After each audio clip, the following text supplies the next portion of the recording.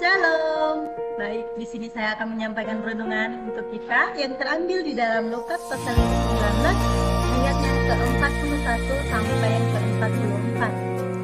Dan ketika Yesus telah dekat dan melihat kota itu, ia menangisinya, katanya, "Wahai betapa baiknya jika pada hari ini juga engkau mengerti apa yang perlu untuk damai sejahteramu.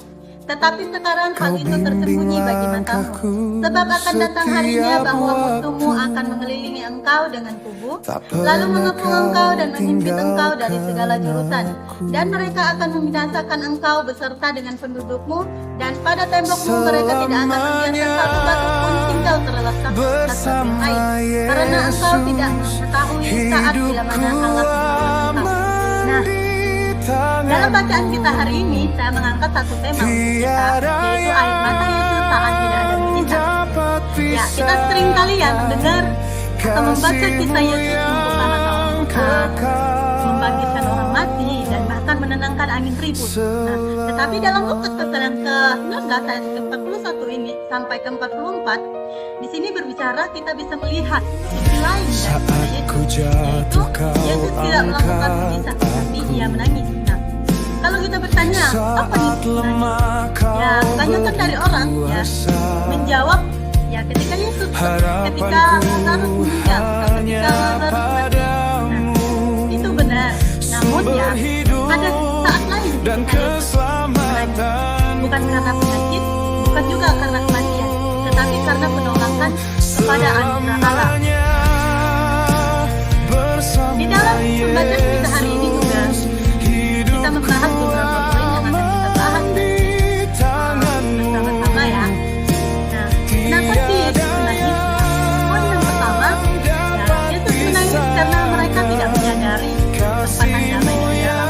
Ya, orang-orang Islam pada waktu itu tidak menyadari kesempatan damai daripada Allah.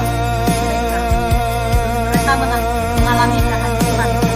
Yesus ingin memberikan damai kepada mereka, bukan sebuah hukuman, tetapi mereka tidak menyadari dan juga tidak melihat. Mereka mengabaikan kesempatan itu, mereka tidak melihat, tidak menoleh pada Tuhan. Untuk kita hari ini juga ya, terkadang Tuhan datang dengan jawaban, dengan pertolongan, dan juga dengan mujizat. Tetapi seringkali kita sebagai manusia, ya, kita tidak menyadarinya. Karena apa? Karena hati kita yang terlalu keras. Kita juga terlalu sibuk, terlalu mementingkan diri sendiri. Itu yang kita lakukan, sehingga kita tidak menyadari kesempatan damai yang Allah berikan kepada kita. Nah, ya, musuh terbesar dalam hidup kita itu adalah karena kita tidak membuka diri kepada Allah. Kita tidak membukakan diri pada Dia. Seringkali ya, orang-orang menutup diri daripada Allah. Mereka menganggap bahwa masalah hidup mereka adalah musuh mereka. Namun mereka tidak menyadari bahwa musuh terbesar dalam diri kita adalah ketika kita tidak mau membuka diri bagi Allah. Itu adalah musuh terbesar dalam hidup kita. Nah, bukan masalah hidup yang kita hadapi itu musuh kita ya. Nah, poin yang kedua itu, kenapa Yesus menangis ya? Yesus menangis karena mereka tidak melihat kedatangan Allah dalam hidup mereka. Orang-orang Yerusalem pada waktu itu tidak melihat kedatangan Allah dalam hidup mereka. Ya. Itu bisa kita lihat di ayat yang ke-43 sampai yang ke-44b ya. Nah, orang-orang Yerusalem pada waktu itu mereka tidak melihat dan mereka mengabaikan, tidak merespon kedatangan Allah dalam kehidupan mereka pada waktu itu. Ya. Nah, ya. Tuhan selalu datang, tetapi mereka tidak merespon. Itu seperti yang saya katakan tadi. Mereka tidak merespon kedatangan Tuhan. Mereka itu, ya, orang-orang Yerusalem pada waktu itu, mereka sangat tahu akan Allah. Mereka sangat dekat dengan Allah, tetapi jauh daripada Allah. Karena mereka, ya, hidup mereka itu seperti apa ya? Mereka kayak tahu gitu kan isi firman Tuhan, tahu isi Taurat ya, tetapi mereka tidak pernah mau mendekatkan diri dengan mendekatkan diri kepada Allah. Bisa jadi ya, kalau untuk kita hari ini ya, ada mungkin kita sebagai orang Kristen, kita sering kali datang ke gereja setiap minggu, tidak pernah apa, tapi dalam hati kita itu tidak pernah bertobat, ya. Tidak mau berubah juga, dan kita tidak mau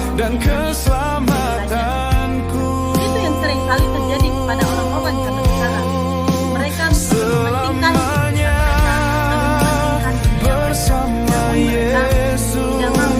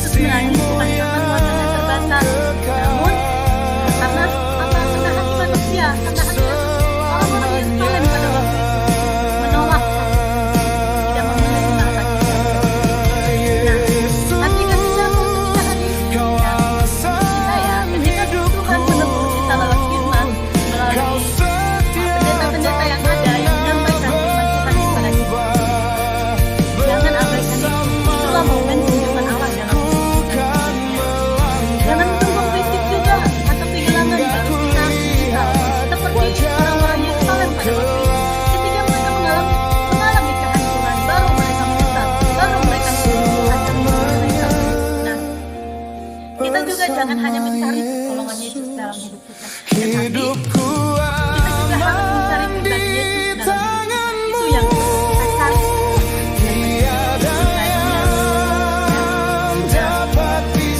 Yang membuat Yesus bersuka cita itu bukan karena kita dekat, bukan karena kita diurahi, tetapi karena kita mau bertobat, kita mau dekat dengan Yesus. Itu yang membuat Yesus bersuka cita dalam karena melihat kita mau bertobat dan sungguh-sungguh mencari Dia dalam hidup kita, ya. Nah, ya, sebagai ilustrasinya untuk kita ya, saya berpikir gitu, saya menyampaikan satu ilustrasi yang sangat luar biasa menurut saya ya, yaitu seorang ayah ya, yang bekerja keras untuk anaknya. Dia memenuhi, menyediakan segala kebutuhan anaknya ya. Namun anak itu membangkang dan juga melawan. Bahkan dia itu menghancurkan dirinya dengan cara apa? Dengan cara pergaulannya yang bebas gitu. Gitu kan? Nah, pertanyaannya untuk kita, apakah ayah itu sanggup menolongnya? Iya, sanggup menolongnya. Dia berkuasa untuk menolong anaknya. Nah, yang selanjutnya pertanyaannya, apakah ayah itu sanggup menyelamatkannya? Ya, ayah itu sanggup menyelamatkan anaknya dari kehancuran itu.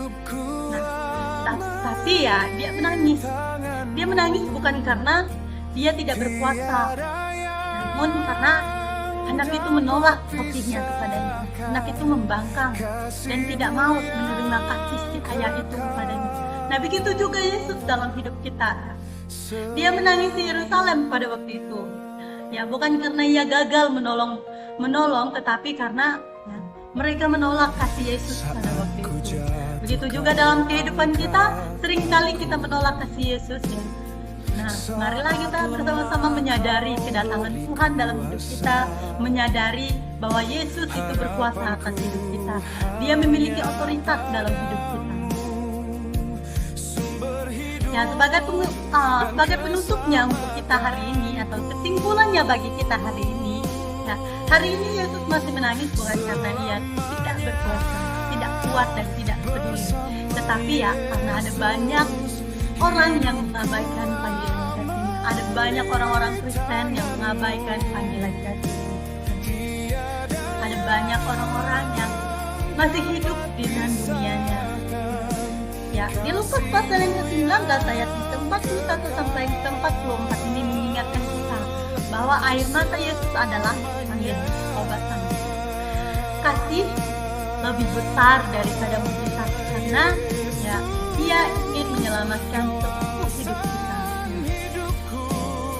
Lebih baik kita bertobat hari ini di hadapan Yesus yang masih menangis, atau di hadapan Yesus yang menangis, daripada kita menyesal kemudian di hadapan Yesus yang menghakimi kita. Sekian firman Tuhan yang dapat saya sampaikan hari ini. Semoga dapat menjadi berkat bagi kita semua. Terima kasih. Shalom. Selamat pagi. Tuhan Yesus memberkati. Bersama Yesus.